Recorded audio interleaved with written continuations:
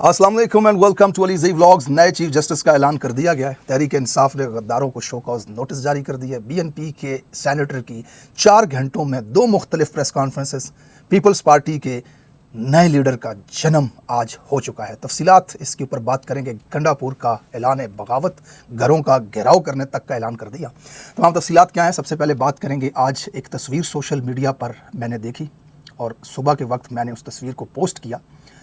वो तस्वीर थी इमरान खान साहब की बहन नौरीन खान साहिबा की, जो सड़क के ऊपर तने तनहा अकेली खड़ी हैं, बायोमेट्रिक के लिए आई हैं और अपने भाई के साथ मुलाकात करने की कोशिश कर रही हैं। घंटों वो बाहर खड़ी रहीं, लेकिन उनकी मुलाकात ना हो सकी। नाउमीद होकर के घर वापस चली गई।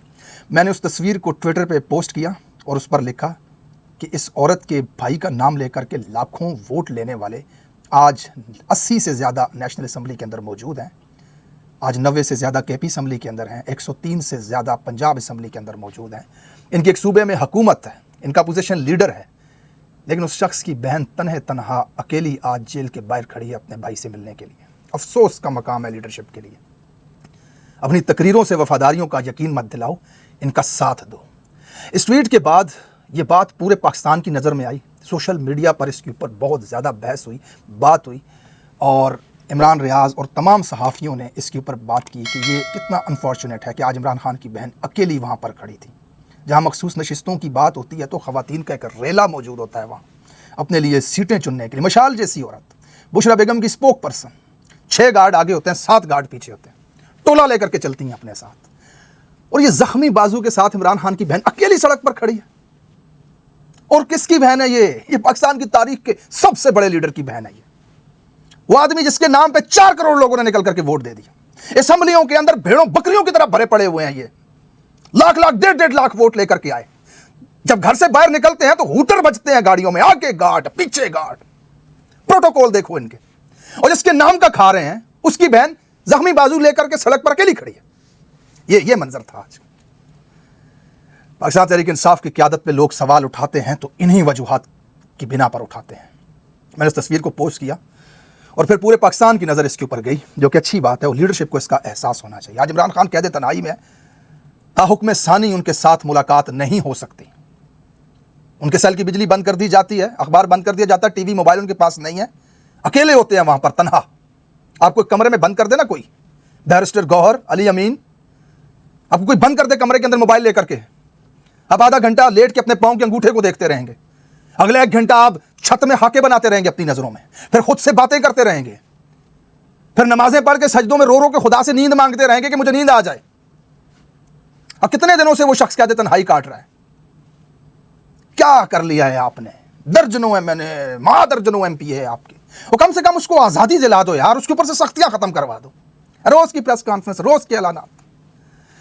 बहरहाल उसके बाद आज चीफ जस्टिस की तैनाती का ऐलान हो गया। कमेटी ने ऐलान कर दिया कि जस्टिस यहया अफरीदी साहब अगले चीफ जस्टिस होंगे। सबसे पहले आपको यह बता दूं कि इस अमल को रोका जा सकता है या इसमें कोई तब्दीली हो सकती है कि नहीं। जी हां, अगर यहया अफरीदी साहब इनकार कर देते हैं चीफ जस्टिस बनने से तो फिर किसी दूसरे शख्स को बनाया जा सकता है, या फिर तहरीक इंसाफ एक मैसिव प्रोटेस्ट करती है तो फिर फैसले को तब्दील किया जा सकता है। जैसा कि अली अमीन गंडापुर ने वादा किया था 1 दिन पहले, अगर मंसूर अली शाह को न बनाया गया तो पूरा पाकिस्तान लेकर के मैं सड़कों पर निकलूंगा। ये 2 वजूहात ऐसी हैं कि जिसकी बुनियाद पर इस फैसले को तब्दील किया जा सकता है। अब पहली वजह देख लेते हैं कि यहया अफरीदी साहब क्यों इनकार करेंगे। एक, उनके इनकार करने की वजह यह है कि यहां पर इखलाकियात आती है कि उनसे 2 मोस्ट सीनियर जजेस जो हैं, जो उनके कलीग रह चुके हैं, सारी जिंदगी उनके साथ उन्होंने गुजारी है, उनको बाईपास करके इनको उठाया जाएगा तो ये इखलाकी तौर पर दुरुस्त नहीं है। ये इखलाकियात के जुमरे में नहीं आता। तो हो सकता है कि ऐन मुमकिन है कि वो सीनियर्स के एहतराम में बैक चले जाएं कि नहीं भाई मैं नहीं बनना चाहता, मैं क्यों बनूंगा, जिसका हक है उसे बनना चाहिए। पूरी दुनिया इसके ऊपर तनकीद करेगी। वो एक क्रेडिबल जज हैं, एक रिस्पेक्टेबल जज हैं इस वक्त, तो वो अपनी क्रेडिबिलिटी, अपनी साख को क्यों नुकसान पहुंचाएंगे, क्योंकि वो आने वाले वक्तों में चीफ जस्टिस बन सकते हैं, आज अगर ना बने तब भी। दूसरी अहम वजह यहां पे ये उनके इनकार की कि उनकी सर्विस को 8 साल रहते हैं। अगर वो चीफ जस्टिस बन जाते तो फिर 3 साल सर्विस कर पाएंगे, 8 साल नहीं कर पाएंगे। तो वो अपनी सर्विस क्यों कम करेंगे? और अगर वो 8 साल सर्विस करते हैं अपनी, तो फिर भी उनका नंबर आएगा, क्योंकि अंदर मौजूद हैं वो 2 जजेस के बाद तीसरा उनका नंबर है। वो तो चीफ जस्टिस तब भी बन सकते हैं। तो बजाय आज बनने के एक लीगल तरीके से, एक इंसाफ के तकाजों के मुताबिक, एक जायज़ तरीके से, इखलाकियात और रवायात के मुताबिक वो आज से कुछ अरसा बाद चीफ जस्टिस वैसे भी बन जाएंगे। अगर कोई ایسی ہنگامی صورت اس ملک کے اندر پیدا نہ ہوئی تو این ممکن ہے کہ وہ انکار کر دیں، لیکن یہ بھی ہو سکتا ہے کہ وہ نہ کریں. پھر دوسرا آپشن آپ کے پاس بچتا ہے تحریک انصاف احتجاج کرے اور بھرپور احتجاج کے ذریعے حکومت کو مجبور کرے اس فیصلے کو ریورس کرنے کے. اب معاملہ یہ آ جاتا ہے کہ اگر وہ بن جاتے ہیں تو تب کیا ہوگا. میرا خیال ہے یہ قبل وقت ہوگا اس بارے میں کچھ بھی کہنا، لیکن قاضی فائز عیسیٰ جیسا دوسرا جج اس قابض رجیم کو کبھی نہیں ملے گا، یہ میں آپ کو دعوے سے کہتا ہوں. بہرحال اس جج کی تعیناتی کا فیصلہ جس کمیٹی نے کیا ہے نا، اس کمیٹی کے بارے میں جاننا آپ کے لیے بہت ضروری ہے پاکستانیوں. اس کمیٹی کے اندر جو لوگ موجود ہیں وہ میں آپ کو بتا دیتا ہوں. اس میں احسن اقبال ہے جس کے اوپر ناروال سپورٹس سٹی میں اربوں کی کرپشن کا الزام ہے، کیس بن چکا ہے، اب تک چل رہا ہے، جیل تک جا چکا ہے یہ آدمی. یعنی کہ جس آدمی نے اربوں روپے کی کرپشن کی، وہ آدمی بیٹھ کر کے پاکستان کے چیف جسٹس کی تعیناتی کا فیصلہ کر رہا ہے آج. اس آدمی کے اوپر احسن اقبال پہ آمدن سے زائد اثاثوں کا الزام ہے. یعنی جتنی تمہاری آمدن ہے اس سے زیادہ تمہاری جائیدادیں ہیں، کہاں سے آئی ہیں یہ ثابت نہیں کر سکا آج تک. اس کمیٹی کے اندر دوسرا آدمی پتہ کون ہے؟ راجہ پرویز اشرف، جس کا دوسرا نام ہے راجہ رینٹل پاور پلانٹ کے اندر اربوں روپے کی کرپشن کا الزام ہے اس بندے کے اوپر، آج بھی کیس چل رہا ہے. عدالت میں پیشیاں بھگت رہا ہے یہ شخص. کھربوں روپے کا پاکستان کو نقصان ہوا، وہ منصوبے ناکام ہو گئے، بند ہو گئے. یعنی کہ انہوں نے پیسے بنائے وہاں پہ، اقربا پروری کر کے لوگوں کو کھلائے، خود بھی کھائے. اور یہ آدمی فیصلہ کر رہا ہے وہاں کمیٹی کے اندر بیٹھ کر کے ملک کا چیف جسٹس کون ہوگا. اور تیسرا آدمی خواجہ آصف، منی لانڈرنگ، 2 نمبری، چور بازاری، کرپشن کے متعدد الزام اس شخص کے اوپر. اور تو اور یہ بندہ نااہل ہو چکا ہے عدالت سے، سیاست کے لیے نااہل ہو چکا ہے. کس وجہ پر؟ اس کے پاس اقامہ تھا. پاکستان کا وزیر دفاع دبئی میں کارپینٹر تھا. پاکستانیوں ہم کہاں آ گئے ہیں؟ where we have reached. یہ کہاں لے کر کے آ چکی ہے یہ قابض رجیم اس وقت پاکستان کو؟ ہم کس مقام پر پہنچ چکے ہیں کہ خواجہ آصف جیسا غیر ملکی کارپینٹر ہمارے ملک میں بیٹھ کر کے چیف جسٹس آف پاکستان کا انتخاب کر رہا ہے کہ یہ ہوگا. یہاں پاکستان پہنچ چکا ہے. اِنَّ لِلَّهِ وَإِنَّا إِلَيْهِ راجعون. بہرحال علی امین گنڈاپور نے آج پھر وہی دبنگ انداز میں پاکستان کے کونے سے نکلیں، گلگت سے نکلیں، بلتستان سے نکلیں گے، فلاں جگہ سے نکلیں گے. ان کا 2 دن پہلے کا 1 دن پہلے کا بیان تھا اسمبلی کے اندر. انہوں نے کھڑے ہو کر کے قوم سے وعدہ کیا. مرد کی زبان ہی ہوتی ہے نا، اور کیا ہوتا ہے؟ زبان ہوتی ہے. انہوں نے کہا اگر چیف جسٹس منصور علی شاہ نہیں بنتے تو پورے پاکستان میں احتجاج کروں گا، سارے پاکستان سے عوام کو لے کر کے نکلوں گا. تو جناب حکومت نے کوشش کر لی، یحییٰ آفریدی کو بنا دیا، ان کو پاس کر دیا. اب دیکھتے ہیں آپ کیا کرتے ہیں. آج پھر ان کا بیان ہے، انہوں نے کہا کہ ہم گھیراؤ کریں گے.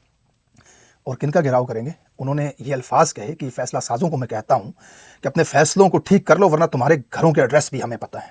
یہ بڑی سینسٹیو بات انہوں نے کی. اب دیکھتے ہیں وہ اس کے اوپر کتنا قائم رہتے ہیں. یہاں پر علی امین صاحب کے لیے ایک مشورہ ہے میرا. آپ کے پاس ایک ہی آپشن ہے. جب تک یہ ڈی چوک والا ایپیسوڈ نہیں ہوا تھا نا، آپ کی پاپولیرٹی آسمان پر تھی اور اچانک وہاں سے زمین پر آ گئی، صرف اس لیے کہ وہاں آپ احتجاج کو کامیاب نہ کروا سکے. اب آپ کے پاس ایک ہی آپشن ہے. آپ دوبارہ سے اس پاکستان کے اندر اگر سیاست کو ویسے ہی کرنا چاہتے ہیں، پاپولیرٹی کو ویسے ہی دیکھنا چاہتے ہیں، عوام کے اندر اپنی مقبولیت کو، تو آپ کے پاس ایک ہی آپشن ہے کہ اسی لیول کا احتجاج عوام کو کامیاب کر کے دکھا دیں. دوسرا آپ باتیں کریں، تقریریں کریں، ترقیاتی فنڈ دیں، خیبر پختونخوا کو پیرس بنا دیں، یہ داغ کبھی زندگی میں آپ کے اوپر سے نہیں دھلنا کہ جو آپ نے وہاں پر اس احتجاج کو سیبوٹاج کیا، بغیر کسی مقصد کے اس کو ختم کر دیا، خود غائب ہو گئے وہاں سے. مثال کے طور پر ایک کرکٹر ہے جو پاکستان انڈیا کے درمیان میچ ہو رہا ہے، اس میچ میں بدترین کارکردگی کی بنیاد پہ پاکستان کو میچ ہرا دیتا ہے بھارت سے. اس کی وجہ سے پاکستان میچ ہار جاتا ہے. اور پھر وہ پاکستان آ کر کے ترقیاتی کام کرنے لگے، لوگوں میں خیرات صدقہ کرنے لگے، پانی کی سبیلیں کھول دے، ہسپتال بنا دے، ایمبولینس لوگوں کو دے دے. کیا اس غلطی کو معاف کیا جا سکتا ہے؟ یا پھر جو چیز اس نے کی تھی کرکٹ کے اندر، کیا اس کو بھرا جا سکتا ہے؟ اس گیپ کو وہ ایک ہی صورت میں بھرا جائے گا کہ دوبارہ کوئی میچ ہو بھارت کے ساتھ اسی طرح کا، اتنا ہی اہم، اور اس میں وہ بہترین پرفارمنس دکھا کر پاکستان کو میچ جتوا دے. لوگ بھول جائیں گے اس کی پرانی بات کو. تو گنڈاپور صاحب، یہاں پر آپ کے پاس ایک ہی آپشن ہے. یہ میرا مشورہ ہے آپ کو کہ اگر آپ دوبارہ سے اس عوام کے اندر ویسے ہی رہنا چاہتے ہیں جیسے پہلے تھے کہ لوگ آپ کے گن گاتے تھے، تو ایک میسو لیول کا احتجاج کامیاب کر کے دکھائیں. اور اس وقت پاکستان کی عوام کی کامیابی، احتجاج کی کامیابی عمران خان صاحب کی رہائی میں. بہرحال دوسری طرف قاسم رونجو صاحب کی پریس کانفرنس ہوئی آج، جن کو ویل چیئر پر پکڑ کے لایا گیا تھا اور انہوں نے ایک ووٹ دے دیا تھا حکومت کو آئینی ترمیم میں. آج انہوں نے استعفیٰ دے دیا سینٹ سے، اور سینٹ کے باہر کھڑے ہو کر کے انہوں نے ایک پریس کانفرنس کی اپنی پارٹی کے صدر کے ساتھ. انہوں نے کہا کہ مجھے اٹھا کر کے لے گئے تھے طاقتور، میرے ڈائلیسس ہوئے ہیں اور وہاں پہ مجھے مچھر بھی کاٹ رہے تھے، مجھے اسپتال بھی لے کے گئے، میرے موبائل لے لیے، سب کچھ میرے سے، تو میرے سے زبردستی ووٹ لیا. ذرا یہ آپ پریس کانفرنس سنیں ان کی. تفصیلات کا کوئی خاص نہیں ہے. یہ زوراور لوگ تھے جو بھی تھے، جہاں سے بھی آئے تھے. 6 دن مجھے مہمان بنایا، 6 دن 7 دن مچھروں کے کاٹنے سے. ایک پہلے میں ڈائلسس کا مریض ہوں اور اس حالت میں مجھے 2 दफ़ा डायलिसिस भी करवाया, ले गए थे अस्पताल। उसके बाद मच्छरों के अंदर से मलेरिया हो गया और इस मलेरिया के अंदर फिर ले गए अस्पताल। तो ये तो फैसले उन्होंने किए, उनका अखलाक था बरन जो भी है, लेकिन मैं वो कह रहा हूँ कि मुझे घर छोड़ो, मैं भाग तो नहीं जा रहा हूँ पाकिस्तान से। मैं नहीं 4 दिन बेमान हो, 2 दिन हमारा भी खाना खाओ, फलाना धमकाए, ये इस किस्म की बातें रही। अच्छा, इस प्रेस कॉन्फ्रेंस के बाद 3 से 4 घंटे बाद एक शख्स इनके घर पे गया, वो सोफे पे बैठे हुए हैं और उसके ऊपर खड़े होकर के वीडियो बनाई और इस प्रेस कॉन्फ्रेंस की तरदीद करवा दी उसे। जरा ये वीडियो सुने। जी, आज मुझे पार्टी के सरबराह ने और उनके कारकुनों ने, जो मेन MP हैं, कुछ 2-3 MP और इन सब ने ले जाके सेनेट में एक प्रेस कॉन्फ्रेंस ज़बरदस्ती करवाई मुझसे, और वो टोटल फैब्रिकेटेड झूठ और उस पर मबनी है। और ये ज़बरदस्ती के अल्फाज थे जो आगे लिखे हुए थे कि भाई मुझे घर से उठाया गया या क्या किया, और ये सारे मच्छर ये सब कुछ उन्होंने लिख के आगे मुझे रखे हुए थे, वो मैं पढ़ रहा था। तो ये एक टोटल झूठ और फैब्रिकेटेड है। मैं घर पे ही मौजूद था 15 दिन से, घर पे कोई ऐसी बात है ही नहीं जो ये कहलवाई गई है मुझसे। तो मैं इसकी तरदीद करता हूँ, भरपूर तरदीद करता हूँ कि ये इसको मेहरबानी करके आप मीडिया में दोबारा इसको सही। अच्छा, अब देखें, जो पहले उन्होंने प्रेस कॉन्फ्रेंस की वो खुली फिजा में सड़क के ऊपर खड़े होकर सैकड़ों लोगों के सामने वो बात कर रहे हैं, और ये एक बंद कमरे में सोफे पे बिठा करके ऊपर मुंह पे कैमरा लगा करके उससे बात बुलवा रहा है। और इसके नजदीक वो प्रेस कॉन्फ्रेंस जबरदस्ती करवाई गई थी जो सड़क पे करवाई गई, सब लोगों के सामने करवाई गई, वो जबरदस्ती थी। ये बयान अपनी मर्जी से जो घर के किसी कमरे बंद के सोफे के ऊपर बैठ करके दिया जा रहा है। मतलब ये क्या कर रहे हो पाकिस्तान के साथ यार? क्या क्या किस नस्ल से, किस खून से पैदा हुए हो तुम? क्या समझते हो पाकिस्तानियों को?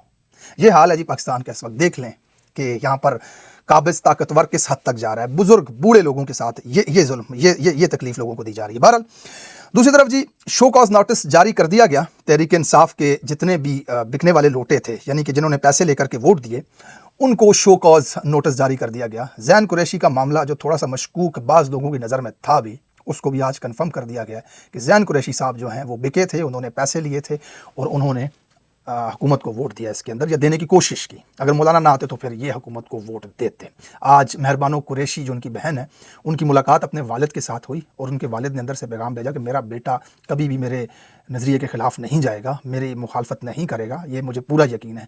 मुझे ये लगता है कि शामुद कुरैशी साहब, आपकी मुखालफत उसने नहीं की, आपने जो उसे कहा उसने वही किया, यानी कि आप इसके अंदर शामिल थे। दूसरी तरफ इमरान खान की बहन ज़ख्मी हाथ लेकर के रोड पे खड़ी रही, उसकी मुलाकात नहीं हुई, लेकिन मेहरबानो कुरैशी के अपने बाप के साथ हो गई। ये अपने आप में एक सवाल है। तो बहरहाल पार्टी ने अब ऑफिशियली ये कह दिया कि भाई जैन जो था उसने पार्टी के साथ गद्दारी की, शोकॉज नोटिस उसको दिया गया, बाकियों को भी दिया गया, 4 शोकॉज नोटिस, रियाज फताना वगैरह बाकियों को भी दिए गए। तो एक तो ये इशू था, और दूसरी तरफ पीपल्स पार्टी के एक नए रहनुमा का जन्म हुआ है। आसफा भुट्टो, बिलावल भुट्टो के बाद पीपल्स पार्टी के नए सदर जो हैं वो जुल्फ़िकार, जनाब चौधरी जुल्फ़िकार साहब होंगे, जो कल पैदा हुए हैं बख्तावर भुट्टो से। तो जनाब उसका ऐलान किया गया एक जलसे के अंदर। सिंध के जो वज़ीर आला हैं मुराद अली शाह साहब, चापलूसी की भी कोई हद होती है यार, वैसे उसने जलसे में लोगों को मुबारकबाद दी कि जुल्फ़िकार अली भुट्टो पैदा हो चुका है। आप सबको मुबारकबाद, मीर जुल्फ़िकार इस दुनिया में आ गए। अब देखो यार, मैं जब इनकी तस्वीरें देखता हूँ ना, मुझे हैरत होती है। आसफा जरदारी 27 साल लड़की, ना कुछ सियासी बैकग्राउंड, ना कुछ जद्दोजहद, उसको पता ही नहीं है। उससे आप पूछो कि सेनेट में मेंबर कितने होते हैं, उसको नहीं पता होगा। उससे पूछे आप डिप्टी स्पीकर क्या होता है, उसको नहीं पता होगा। ये उसके पीछे खड़े होकर के तालियां बजा रहे होते हैं, ये बूढ़े बाबे, ये गुलाम दर गुलाम, नस्ल दर नस्ल गुलाम। ये जो आज पैदा हुआ है ना बख्तावर का बेटा जुल्फ़िकार, ये इनकी औलादें, ये काइम अली शाह की, ये मुराद की औलादें, यूसुफ रज़ा गिलानी की औलादें। अब देखना इन बच्चों के पीछे हाथ बांध कर खड़े होंगे। ये वो गंदी नस्लें हैं, ये बुढ़े बाबे जो अपनी नस्लों को गुलाम बना रहे हैं। इनकी औलादों को इनकी बगावत करनी चाहिए। जलसे में खड़े होकर के वो ऐलान कर रहा है कि आप लोगों को मुबारक हो, मुझे मुबारक हो, इसको मुबारक हो, जरदारी नाना बन गया, बिलावल मामू बन गया, बख्तावर माँ बन गई, आप सब चे बन गए, ये कह रहा है वो जलसे में खड़े होकर। बहरहाल आज के लिए इतना ही। अपना बहुत सारा ख्याल रखिएगा, चैनल को सब्सक्राइब जरूर कीजिएगा, कमेंट सेक्शन में ख्याल आपका इज़हार कीजिएगा। अल्लाह हाफिज़।